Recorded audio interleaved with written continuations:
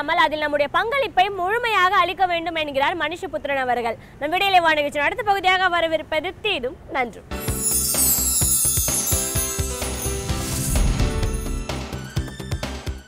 வணக்கம் நண்பர்களே, இன்னும் ஒரு இனிய காலை பொழுதில் தீதும் நன்றும் நிகழ்ச்சியில் உங்களை சந்திப்பதில் மிக்க மகிழ்ச்சி அடைகிறேன்.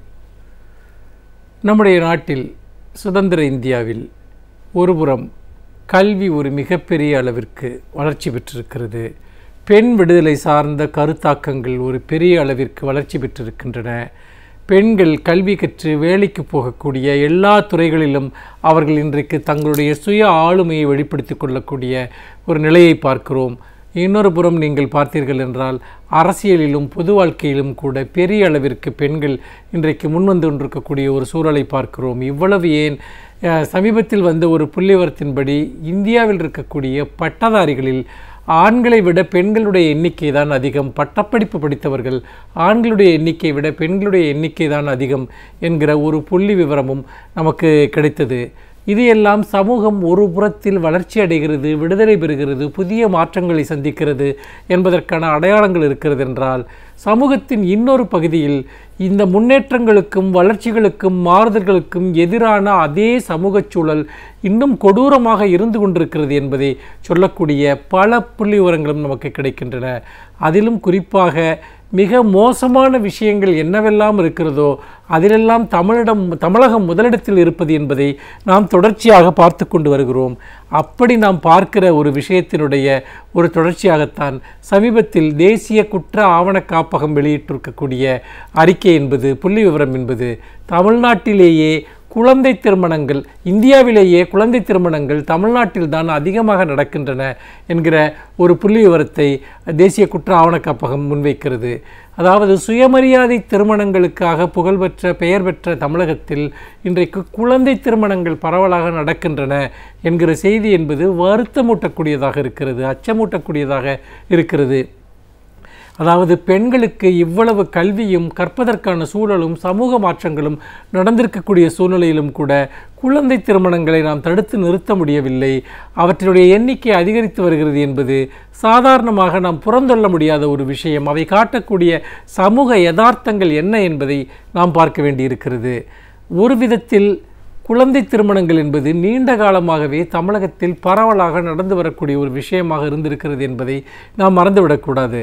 ஒரு சமூகம் என்பது அதை குற்றமாக பார்ப்பதில்லை, குடும்பங்கள் அதை குற்றமாக பார்ப்பதில்லை. 14-15 வயதிலெல்லாம் பெண் குழந்தைகளுக்கு திருமணம் செய்து வைத்து விடுவது என்பது தமிழகம் முழுக்க, அதிலும் குறிப்பாக பின்தங்கிய பல சமூகங்களில் அது இன்றைக்கும் பரவலாக இருக்கிறது. கிராமப்புறங்களில் அது பெரிய அளவிற்கு நடைமுறையில் இருக்கிறது.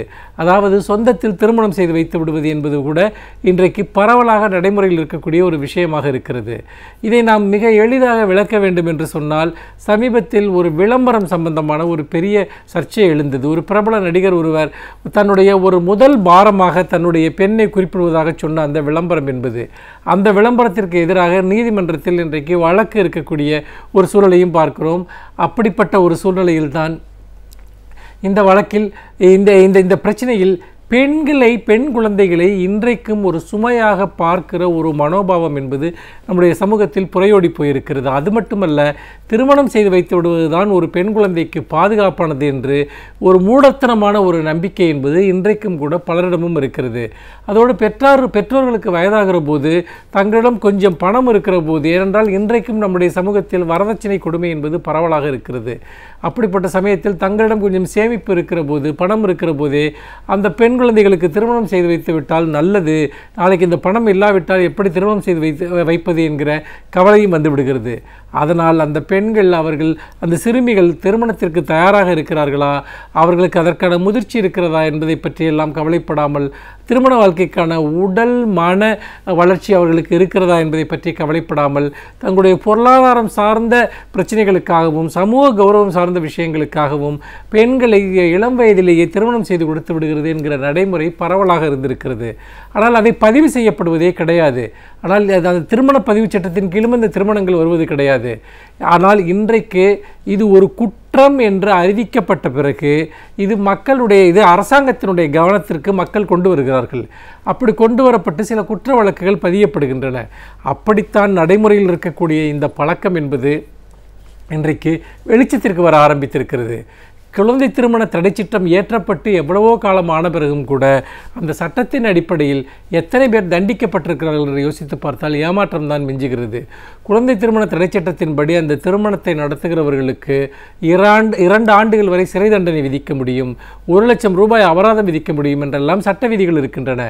ஆனால் எவ்வளவு பேர் அந்த சட்டத்தின் கீழ் தண்டிக்கப்பட்டிருக்கிறார்கள் என்று பார்க்கிற போது அந்த சட்டம் செயல்படாத ஒரு சட்டமாக இருக்கிறது என்பதைத்தான் நாம் தொடர்ந்து பார்த்து கொண்டிருக்கிறோம். அப்படிப்பட்ட சூழ்நிலையில் குழந்தை திருமணங்களை நடத்துவதில் இன்னொரு முக்கியமான ஒரு அம்சம் செயல்படுகிறது. அதுதான் ஒரு சாதிய பண்பாடு அல்லது மதம் சார்ந்த பண்பாடு என்பது. சில குறிப்பிட்ட சாதிகளிலும் சில குறிப்பிட்ட மதங்களிலும் மிக இளம் வயதிலேயே பெண்களுக்கு அவர்கள் இது சட்டபூர்வமான திருமண வயதை அடைவதற்கு முன்பாகவே திருமணம் செய்து வைத்து விடுவதை அவர்கள் ஒரு வழக்கமாகவே கொண்டிருக்கிறார்கள். தங்கள் சொந்த சாதிக்குள், சொந்த உறவுக்குள், சொந்த மதத்திற்குள் திருமணம் செய்து வைத்து விடுவதற்காக அவர்கள் இதுபோன்ற திருமணங்கள் சட்டவிரோதம் என்று தெரிந்தும் கூட அதை பற்றி கவலைப்படாமல் அவர்கள் செய்கிறார்கள். இதை பற்றிய எந்த தகவலும் அரசு அதிகாரிகளுக்கோ காவல்துறைக்கோ மாவட்ட நிர்வாகத்திற்கோ தெரிய வருவதே கிடையாது. ஏனென்றால் நம்முடைய சாதி பண்பாடு சார்ந்த மத பண்பாடு சார்ந்த பெரும்பாலான விஷயங்கள் பல சமயங்களில் சட்டத்திற்கு அப்பாற்பட்டதாகவும் பொதுவான சட்ட நீதிகளுக்கு அப்பாற்பட்டதாகவும் இந்த நாட்டில் இருப்பதை நாம் பார்க்கிறோம். பல சமயங்களில் அதிகாரிகளும் கூட இதுபோன்ற விஷயங்களில் தலையிட்டு நடவடிக்கை எடுப்பதற்கு மிகவும் தயங்கக்கூடிய ஒரு சூழலைத்தான் நாம் எல்லா இடங்களிலும் பார்த்து கொண்டிருக்கிறோம். அப்படிப்பட்ட ஒரு சூழலில் இதுபோன்ற குழந்தை திருமணங்களுடைய எண்ணிக்கை அதிகரித்திருக்கிறது என்பது உண்மையில் ஏற்கனவே அதிகமாக இருக்கக்கூடிய எண்ணிக்கை இப்பொழுதுதான் நம்முடைய கண்ணில் பட ஆரம்பித்திருக்கிறது என்பதைத்தான் நாம் பார்க்கிறோம். இது உண்மையிலேயே ஒரு மிகப்பெரிய ஒரு சமூக குற்றம், எதிர்கால தலைமுறையினரையே பாழாக்கக்கூடிய ஒரு விஷயம் என்பதில் எந்த விதமான சந்தேகமும் கிடையாது. குழந்தை திருமணங்களை நாம் தடுத்து நிறுத்த வேண்டும் என்றால் அது பலரும் சேர்ந்து செயல்படக்கூடிய ஒரு கூட்டு முயற்சியாக இருக்கும். பெற்றோர்கள் முதலில் யோசிக்க வேண்டும். தங்கள் குழந்தைகளுக்கு இளம் வயதில் திருமணம் செய்து கொடுத்து அந்த திருமணத்தில் ஏதாவது பொருத்தமின்மை வந்துவிட்டால் அதை சமாளிக்கக்கூடிய திறமை தங்கள் குழந்தைகளுக்கு இருக்கிறதா, அதனால் வரக்கூடிய துன்பங்களை எல்லாம் தங்கள் குழந்தைகள் தானே அனுபவிப்பார்கள் என்கிற ஒரு பார்வை என்பது பெற்றோர்களுக்கு இருக்க வேண்டும். அதோடு மட்டுமல்லாமல் அப்படி சட்டவிரோதமாக செய்யப்படக்கூடிய திருமணங்கள் குறித்து தகவல் தெரிய வந்தால் மாவட்ட நிர்வாகத்திற்கோ காவல்துறைக்கோ தகவல் தெரிவிப்பது என்பது நம்முடைய அடிப்படை உரிமை, கடமை என்பதை நாம் முதலில் புரிந்து கொள்ள வேண்டும். அதோடு நாம் செய்ய வேண்டிய மிக முக்கியமான ஒரு விஷயம் என்னவென்று கேட்டால், இதுபோன்ற குழந்தை திருமணம் சம்பந்தமான விஷயங்களை போய் கண்காணிப்பதற்கு நிறைய தொண்டு நிறுவனங்கள் இதில் செயலாற்ற வேண்டும். அவர்கள் என்ன விதமான சமூக பணியில் ஈடுபட்டிருந்தாலும் சரி, உள்ளூரில் ஒரு குழந்தை அது திருமண வயதிற்கு முன்னால் திருமணம் நடக்கிறது என்றால் அதை தெரிவிக்க வேண்டியது தங்கள் கடமை என்று நினைக்க வேண்டும். ஒவ்வொரு தனிமனிதனுக்கும் கூட அந்த கடமை இருக்கிறது என்று நினைக்கிறேன். அதற்கான ஒரு மிகப்பெரிய அளவிற்கு விழிப்புணர்ச்சி பிரச்சாரங்கள் மேற்கொள்ளப்பட வேண்டும். கிராமம் தோறும் குழந்தை திருமண முறைக்கு எதிரான விழிப்புணர்ச்சி நிகழ்ச்சிகள் நடத்தப்பட வேண்டும். குழந்தை திருமணங்களை செய்பவர்களை பற்றி நீங்கள் காவல்துறைக்கு தகவல் தெரிவிக்க வேண்டிய, மாவட்ட நிர்வாகத்திற்கு தகவல் தெரிவிக்க வேண்டிய எண்களை மிகப்பெரிய அளவிற்கு எல்லா இடங்களிலும் போஸ்டர்களாக, பேனர்களாக வைக்க வேண்டும். கல்வி திட்டத்தில் குழந்தை திருமணத்திற்கு எதிரான விஷயங்கள் சேர்க்கப்பட வேண்டும். அப்படி சேர்க்கப்பட்டால்தான் குழந்தைகளும் கூட தங்களுக்கு சட்டவிரோதமாக ஒரு திருமணம் நடக்கிற போது அதை எதிர்த்து நிற்பதற்கு முன் வருவார்கள். நாம் அனைவரும் சேர்ந்து ஒரு கூட்டு முயற்சியாக இந்த சமூக தீமையை எதிர்த்து நின்றால் அவற்றை நாம் சில வருடங்களில் ஒழித்து விடலாம் என்பதில் எந்த சந்தேகமும் இல்லை என்று சொல்லி மீண்டும் இன்னும் ஒரு புதிய சிந்தனையோடு உங்களை சந்திக்கிறேன். நன்றி, வணக்கம்.